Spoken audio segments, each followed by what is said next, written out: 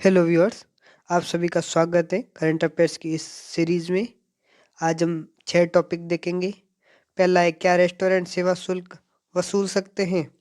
दूसरा है, competition commission of India और शोषणकारी मूल्य। तीसरा है, रजिस्ट्रेशन बिल 2025। और फिर चौथा है, महादेई या मंडोवी रिवर डिस्प्यूट गोवा। और फिर सतलज व्यास लिंक कैनाल पंजाब हरियाणा।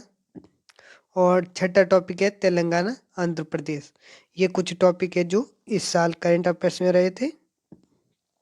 पहला टॉपिक देखते हैं, क्या रेस्टोरेंट सेवा शुल्क वसूल सकते हैं। Service charge. करंट अफेयर्स का कॉन्टेक्स्ट है कि 2022 में जो सीसीपीए है, सेंट्रल कंज्यूमर प्रोटेक्शन अथॉरिटी, ये ने सेवा शुल्क की अनिवार्य वसूली पर रोक लगाई। अब बात करते हैं कि सीसीपीए है क्या। ये जो सेंट्रल कंज्यूमर प्रोटेक्शन अथॉरिटी है ना, इसको उपभोक्ता अधिनियम 2019 के तहत बनाया गया।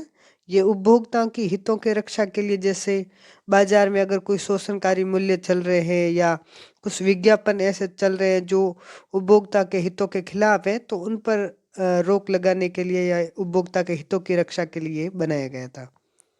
अब 2024 में दिल्ली हाई कोर्ट ने भी इसे वैलिडिटी दे दी है कि जो सर्विस चार्ज है पूरी तरह वॉलेंटरी होगा, किसी को बाध्य नहीं किया जा सकता। अब इसके स्टैटिक कॉन्सेप्ट बात करें, सर्विस चार्ज प्रकृति स्वैच्छिक निर्धारण, कि ये सर्विस चार्ज है, ये प्रकृति में स्वैच्छिक है और निर्धारण कौन करता है, उपभोक्ता। और इस पे वैट जीएसटी में शामिल है। कानूनी स्थिति है कि ये अनिवार्य नहीं है, स्वैच्छिक है। अब टिप की बात करें, एक होता है टिप कि सर्विस चार्ज, टिप और सर्विस चार्ज एक नहीं है। टिप तो आप भोजन और सेवा की गुणवत्ता के आधार पर बाद में देते हैं, और जो सर्विस चार्ज है वो पहले से बिल में जोड़ा जाता है। तो ये दोनों अलग अलग चीज़ें हैं। अब टाइमलाइन के देखें, एग्जाम फ्रेंडली के हिसाब से 1958 में सरकारी समिति, उन्होंने सर्विस चार्ज का विरोध किया था। 2016 उपभोक्ता मंत्रालय सर्विस चार्ज वॉलंटरली बताया था उन्होंने भी। फिर 2022 में सीसीपीए की गाइडलाइंस आई उन्होंने। फिर 2024 में Delhi high court final verdict ये कहा। अब यह है कि रेस्टोरेंट को अनिवार्य अधिकार नहीं है सर्विस चार्ज का, उपभोक्ता की सहमति आवश्यक है। न देने पर सेवा से इनकार नहीं कर सकते कोई रेस्टोरेंट होटल वगैरह। अब देखते हैं दूसरा टॉपिक, कंपटीशन कमीशन उपभोक्ता अधिनियम भारत का और शोषणकारी मूल्य निर्धारण, जो प्रीडेटरी प्राइसिंग है। करंट अफेयर्स क्या है कि कंपटीशन कमीशन ऑफ इंडिया ने जो प्रीडेटरी प्राइसिंग यानी शोषणकारी मूल्य की नई परिभाषा अधिसूचित की है। स्टैटिक क्या है कि कंपटीशन एक्ट 2002 के तहत इसको कंपटीशन कमीशन ऑफ इंडिया को बनाया। और जो ये शोषणकारी मूल्य है, ये क्या है, ये कि अगर किसी वस्तु की लागत है उससे कम कीमत पर कोई वस्तु बेचे तो ये शोषणकारी मूल्य है। क्यों हुआ, क्योंकि ये इसलिए लगाया जाता है ताकि प्रतिस्पर्धियों को पहले बाहर कर दे, फिर खुद के हाई मूल्य बढ़ाकर वो एकात्म जो एकल अधिकार स्थापित कर रहे, इसलिए शोषण मूल्य के बारे में नई वो गाइडलाइंस आई है। अब ये कॉन्सेप्ट इसका है कि एक है एवरेज वेरिएबल कॉस्ट।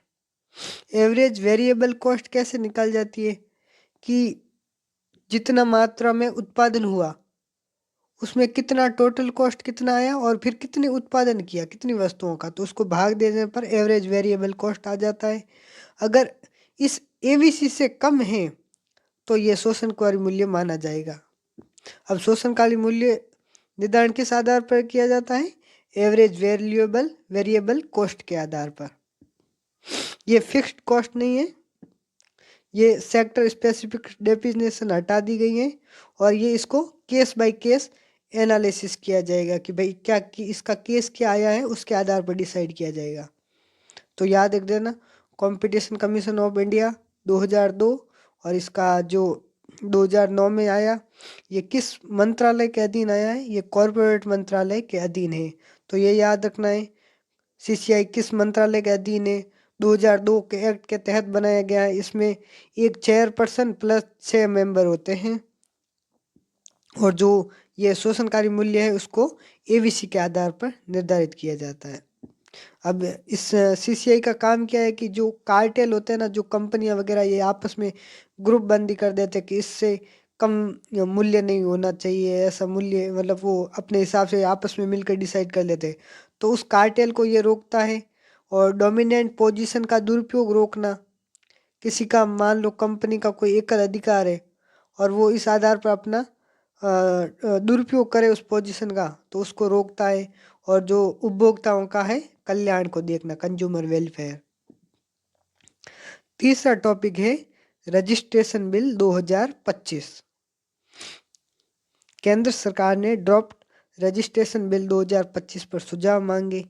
अब ये रजिस्ट्रेशन बिल है क्या कि जो अचल संपत्ति होती है, भूमि, जमीन, इनको रजिस्ट्रेशन के लिए जो रजिस्ट्रेशन एक्ट है 1908 में बनाया गया है, अब उसको रिप्लेस करने के लिए एक सरकार नया ड्राफ्ट ला रही है। अब इसके की फीचर्स क्या है? Online registration, digital storage of records, Aadhaar card, Aadhaar based authentication optional रहेगा इसमें, और ऑल्टरनेटिव आईडी ऑप्शन नॉन आधार यूजर्स के लिए, मतलब आधार अगर न हो तो दूसरी कोई और आईडी यूज कर सकते हैं। इसका उद्देश्य क्या है कि ये जो 1908 में अधिनियम बनाया है, तो इसको अब डिजिटलाइज करना पड़ेगा, तो प्रक्रिया को सरल हो और नागरिक केंद्रित शासन की तरफ ध्यान, और जो जटिल व्यवस्था है उससे छोटे व्यवसायों को राहत मिले और इसमें पारदर्शिता आए। 2006 से रजिस्ट्रेशन, और ये जो इसका मिनिस्ट्री देखें ना, तो रूरल डेवलपमेंट मिनिस्ट्री, ग्रामीण मंत्रालय के अधीन है। चौथा टॉपिक है महादाई या मंडोवी रिवर डिस्प्यूट प्रोटेस्ट। ये है गोवा में। अब इसमें ये जो सीएसआर और एनआईओ एंड इनकोइस, ये एक मतलब नदी और जो तट होते हैं उनका पर्यावरण पर जो कि भाई क्या प्रभाव पड़ेगा अगर वहां नदी से बांध बना ले, तो उसको प्रभाव को रिसर्च करने के लिए ये संस्था है। अब इसने कहा कि कर्नाटक डाइवर्जन से गोवा पर सीमित प्रभाव है, जबकि गोवा में विरोध प्रदर्शन हो रहा है। अब स्टैटिक की बात करें, एक तो नदी याद रख देना कि महानदी, ये नदी कहाँ पे है और कौन से राज्य में है। अब स्टैटिक की बात करें तो इंटरस्टेट रिवर वाटर डिस्प्यूट, ये आर्टिकल 262 इम्पोर्टेंट है। अंतर्राज्यीय नदी जल विवाद, ये आर्टिकल 262 में संविधान में है। और जो इससे रिलेटेड जो एक्ट है inter state river water dispute act 1956 में बनाया गया कि ट्रिब्यूनल है ना, वो बाइंडिंग होते हैं, जो बाध्यकारी होते हैं इसके फैसले।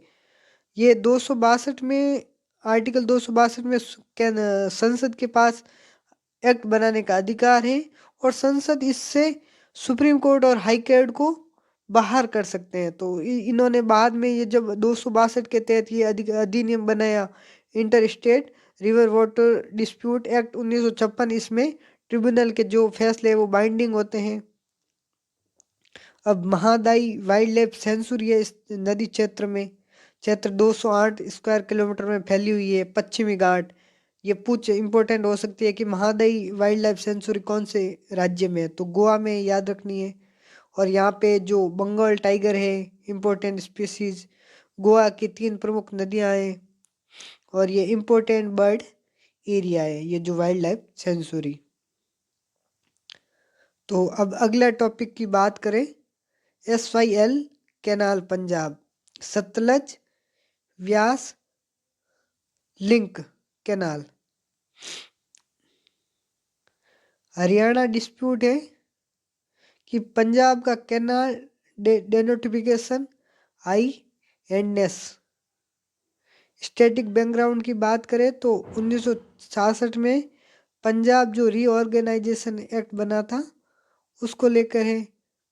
Bhakra Nangal project, BBMB Bhakra Beas management board, इसमें राज्य पूछ सकते हैं तो कौन कौन से राज्य है? एक है राजस्थान है, एक हरियाणा, पंजाब, हिमाचल प्रदेश और दिल्ली, तो ये शामिल है। अब की लॉज की बात करें तो Punjab termination of agreements act 2004, river water dispute tribunal. अब इसका संवैधानिक एंगल क्या है कि इंटर स्टेट वाटर शेयरिंग जो सुप्रीम कोर्ट का बाइंडिंग जुरिडिक्शन है। अगर सुप्रीम कोर्ट ने कोई फैसला दिया तो वो बाइंडिंग है इस पे। छठा टॉपिक है Telangana Andhra Pradesh water dispute. Telangana CM ने सेंटर से जो आंध्र प्रदेश प्रोजेक्ट को रोकने की मांग की है। अब प्रोजेक्ट इसमें कौन सा इन्वॉल्व है? गोदावरी बांध का चरेला फ्लड वाटर डाइवर्सन। ये जो गोदावरी बांध का चरेला ये है ना, ये गोदावरी नदी के अतिरिक्त, जो गोदावरी नदी है तेलंगाना में चलती है, वहां से उस गोदावरी नदी के अतिरिक्त पानी को आंध्र प्रदेश के सूखा प्रवण क्षेत्र की ओर मोड़ना है, डाइवर्जन करना है। ये पोलावरम परियोजना के तहत वहां से हो रहा है ट्रांसफर, और कृष्णा बेसिन की ओर मोड़ना है। की फैक्ट्स की बात करें तो इरिगेशन पोटेंशियल देखे इसकी तो 7 लाख एकड़ में फैला है। लिफ्ट इरिगेशन, गोदावरी ट्राइब्यूनल बनाया था 1980 में, और आंध्र प्रदेश रीऑर्गेनाइजेशन एक्ट 2014, क्योंकि 2014 में ही तो तेलंगाना बना था। तो अब ये है कि तेलंगाना से जो वाटर का डाइवर्जन किया जा रहा है आंध्र प्रदेश में कृष्णा बेसिन की ओर, पोलावरम परियोजना के तहत। तो यही याद रखना, पोलावरम परियोजना कृष्णा बेसिन की ओर जल मोड़ना है गोदावरी नदी में तेलंगाना से। अब कुछ क्विक प्रीलिम्स एमसीक्यूज देख लेना कि जो सर्विस चार्ज पर सही कथन सुनिए कि सर्विस चार्ज क्या है कि अनिवार्य है, दो दो है उपभोक्ता की सहमति आवश्यक, तीसरा जीएसटी में शामिल। आप ये देख लेना, ए में only 1, B 1 and 2, C only 3, D 2 and 3। Predatory pricing, शोषणकारी मूल्य किस लागत से नीचे होता है, किस वो निर्धारित करने का जो देखा था फॉर्मूला। अब बताइए एटीसी पर है या एवीसी है, एएफसी है, फुल कॉस्ट, टोटल कॉस्ट या वेरिएबल कॉस्ट। आर्टिकल 262 संबंधित है inter state trade, water disputes, river pollution. चौथा एमसीक्यू है बीबीएमबी जो भाखड़ा बांध मैनेजमेंट बोर्ड किन राज्यों से जुड़ा हुआ है?